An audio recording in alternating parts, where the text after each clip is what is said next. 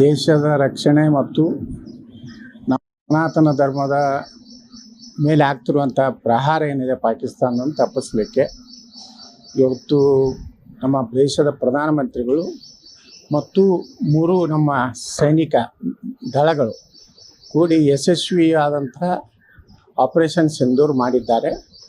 ಅದಕ್ಕೆ ನಾನು ರಾಜ್ಯದ ಜನತೆಯ ಪರವಾಗಿ ಪ್ರಧಾನಮಂತ್ರಿಗಳನ್ನು, ನಮ್ಮ ಭಾರತೀಯ ಸೈನಿಕರನ್ನ ಹೃದಯ ತುಂಬಿ ಅಭಿನಂದನೆಯನ್ನು ಸಲ್ಲಿಸ್ತಾ ಇದ್ದೀನಿ. ಇದು ಇಷ್ಟಕ್ಕೆ ನಿಲ್ಲುವಂಥದ್ದು ಹೋರಾಟ ಅಲ್ಲ, ಯುದ್ಧ ಅಲ್ಲ.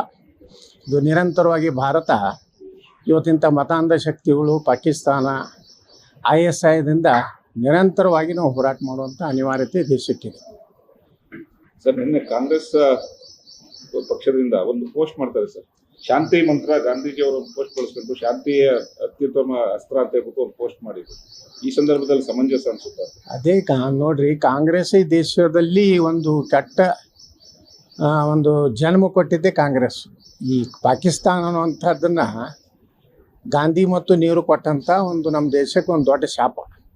ಅದು ಇನ್ನೂವರೆಗೂ ಯಾಕಂದರೆ ಬಾಬಾ ಸಾಹೇಬ್ ಅಂಬೇಡ್ಕರ್ ಅವರು ಹೇಳಿದರು, ಭಾರತ ಮತ್ತು ಪಾಕಿಸ್ತಾನ ನೀವು ವಿಭಾಗ ಮಾಡಬೇಕಾದ್ರೆ ಇಲ್ಲಿರುವಂಥ ಕೊನೆ ಮುಸ್ಲಿಂ ಪಾಕಿಸ್ತಾನಕ್ಕೆ ಹೋಗ್ಬೇಕು, ಪಾಕಿಸ್ತಾನದ ಕೊನೆ ಹಿಂದೂ ಭಾರತಕ್ಕೆ ಬರಬೇಕು. ಎಲ್ಲಿವರೆಗೆ ಮುಸ್ಲಿಮ್ರು ಈ ದೇಶನಾಗ ಇರ್ತಾರೆ ಅವರು ಶಾಂತಿ ನೆಮ್ಮದಿಯಿಂದ ಇರುವುದಿಲ್ಲ, ಮತ್ತು ಅವ್ರು ಎಂದೂ ದೇಶಕ್ಕೆ ನಿಷ್ಠರಾಗಿರುವುದಿಲ್ಲ.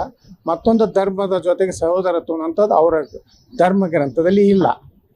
ಇದು ಬಾಬಾ ಸಾಹೇಬ್ ಅಂಬೇಡ್ಕರ್ ಭಾಳ ಸ್ಪಷ್ಟ ನುಡಿಯಿತ್ತು. ದುರ್ದೈವ ಅಂದರೆ ಈ ಗಾಂಧಿ ಮತ್ತು ನೆಹರು ಮಾಡಿದಂಥ ದೊಡ್ಡ ತಪ್ಪಿನಿಂದ ಇವತ್ತು ನಾವು ಭಾರತ ಇವತ್ತು ಪ್ರಾಯಶ್ಚಿತ್ತ ಪಡಬೇಕಾಗಿದೆ.